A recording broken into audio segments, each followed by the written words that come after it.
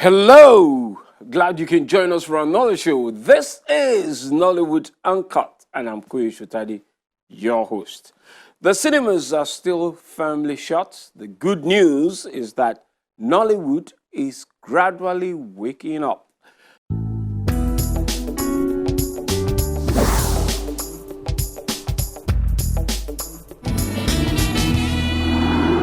Dr.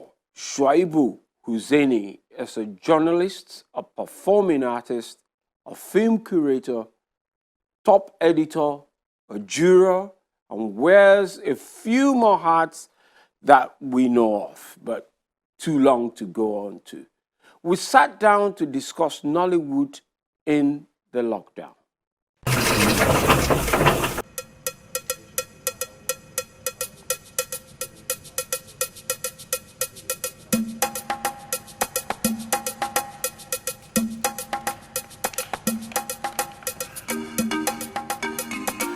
I really want to thank you very much for taking time out of your busy schedule, even in COVID-19, to have this chat with us. Thank you for having me. The pleasure is mine. Now, let's talk about where the industry is now. The industry is like dead. What would you say it's the situation we are now in the industry? We're at a very zero level now. Nothing is happening. I mean, the regulations in terms of social and physical distancing will not allow us to gather again, especially in cinema halls and in cultural venues, venues that accommodate people and all that. So presently, nothing is happening in the cinemascape. Nothing is also happening in art theaters where you have plays and also on. So we're at a very zero level at the moment. One is not too sure what will happen or what protocols will exist, that, we're talking about when we ease the lockdown, what are those things that they'll put in place? But to answer your question directly, we're at a zero level. It's not dead yet, because we are likely to get back, because even if they say they want to allow only 50 people in a hall, we'll be able to manage at least before the world gets back to where it is. But we're at zero level. Nothing is happening in the cultural sector completely. Not just talking about cinema. Nothing is happening. Even if you hear people doing short videos here and there, it is not as much as the kind of energy you will have when, everything was in the, you can't come here and we will have this space to sit down and be talking on a norm. The halls will be filled up. People will be wanting to watch the next film. They normally have shows from 10 a.m. up to 10 p.m. in the night. So the halls are usually busy. But here is a hall that is busy and there is nobody inside. The place is locked up. Nobody. You just come and say, oh God, they locked this place up since March. So it's that bad. So we're operating at a zero level.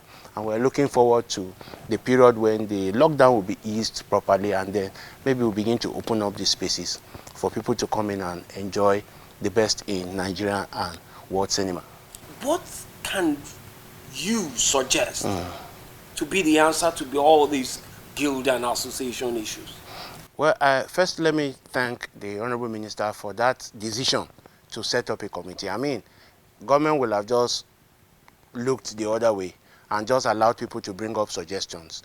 But the thought of putting together people to come up with a proposal for government to see how government can intervene in the industry is a very welcome development. Of course, you will expect that it's a committee. Not everybody has to be in the committee. So people will talk here and there. But I think that we should just stop and allow this committee that he has put in place to submit their recommendation. And I expect that these guilds and associations of different sectors that make up the creative industry should send their inputs to the committee. And one of the things I expect to be in the input is for us to set up sustainable structures. Structures that will not meet us, will not meet us napping now, not meet us in the situation where we find ourselves. Look at what is going on around the world. France, for instance, has a established arts fund. So what they are doing now is just to add to the fund. They are not setting up any committee or any structure, again, to suggest to them what to do.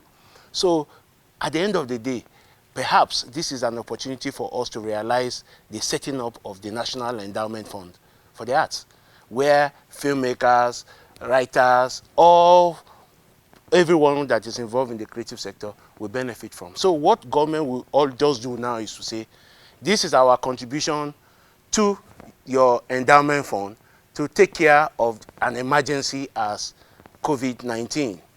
Then, because the endowment fund has funding sources, we will now say, okay, taxes from here, taxes from there, we'll add more to the endowment fund, and then you guys will go there, access these funds to manage the COVID-19 without going to queue up with farmers, with traders who are queuing up for the 50 billion naira fund provided by the central bank, for instance. So we should be thinking of that, So I expect that we should first talk about getting an emergency fund in place, and then that fund should translate into the National Endowment Fund for the Arts.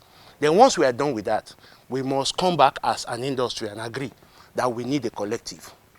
You know why we need a collective? So that there will not, I mean, take for instance, you are going to talk to lawyers. You go to the NBA, you get the representation from the NBA. You are going to talk to advertisers, for instance. You get a representation from one of the sectoral bodies, and it will represent all the other bodies. NME. You talk to medicals, those in the medical line. You go call NME, and then they talk. But there is not just one single collective in not just the creative industry, but even in the film industry. So you call somebody to come and represent. They say, oh, who is this person? He's in Yoruba film industry. He's in Hausa film industry. He's in this film industry. He's in this film industry. But we should begin to think about a collective. There has been so much effort to get them organized into a collective. They started something called Conference for Motion Picture Practitioners. It packed up because of issue of ego, and because some people didn't even understand what it was all about. Then they came up with something called Coalition for Nollywood Guilds and Associations, CONGA. They even met in Eco Hotel and signed a memorandum of association that they want to come together as one. It packed up because of issue of leadership, who should lead. In fact, at a point, somebody was saying, why should the person from Directors Guild be the chairman of CONGA? We, the producers, are the eggs. We are the chickens, or I don't know how they call it, that we lay the eggs. So why should somebody who is paid to come and work for us head the gate? That's how that movement packed up. So my suggestion, even though some people have said that it is not necessary now, is for us to get back to getting that council together. Maybe the word council is the problem. Perhaps we can just call it Filmmakers Association. And they have them even in Africa. They have an association for filmmakers. That association is not the police for the industry. All they do is to represent the industry. Just have a common voice for the industry. Like this pandemic now. They should make a representation to government. Government doesn't have to even set up a committee. They should just go and say, we represent the entirety of the... In China, they have one single association for everybody, whether you are working for theater or working, but you are all there and you have membership in the board. And then that body speaks for the entire industry. I know it's very difficult. We are creatives, and we have some kind of muse, Sometimes we just say, who is this person? Why is he the one at the head of affairs? Why is he this? But we need to organize ourselves. The industry is not organized. Somebody joked with me and said, how come it's only creatives that are setting up committees and doing virtual meetings and all that? How come farmers are not doing? It's because they are an organized setup. They organize, and government knows how to reach them, those farmers, and create the funds for them to be able to access and all that. So we need to organize ourselves. We need to begin to think about putting down structures, not ad hoc structures. That's why my suggestion for an emergency fund ended up with, from that emergency fund, we should have the National Endowment Fund for the Arts. It's a fund for the arts. It will be there. And it is the fund for filmmakers, writers, and everything. You can go there and access whatever fund you need to make the kind of film you want to make, to write the kind of book you want to write. And these funds are conditional and non-conditional. They don't come with some banking terms or collateral and whatever. You are giving according to the merit of your project. That is the kind of fund that we should be interested in.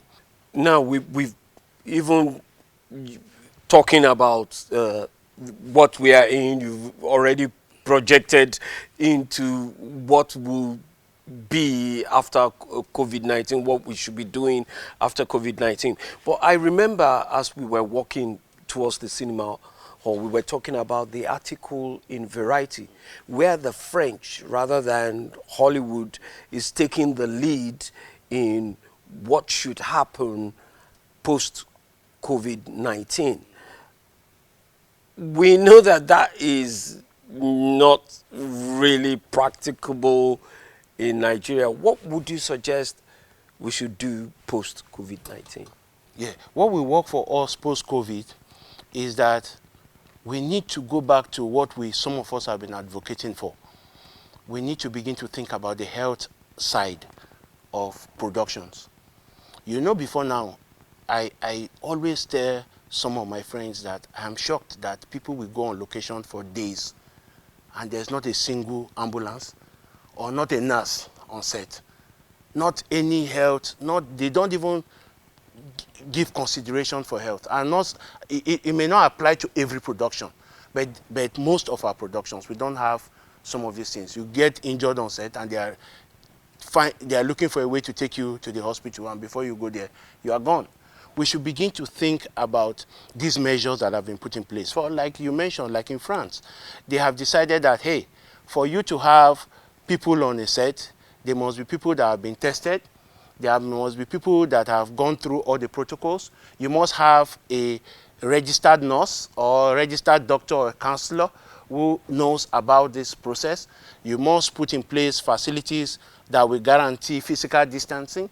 People must have their mask. People must have facilities to wash their hands regularly and all those stuff. We are even crying our budget to make films. Where will be the budget to put all these things in place?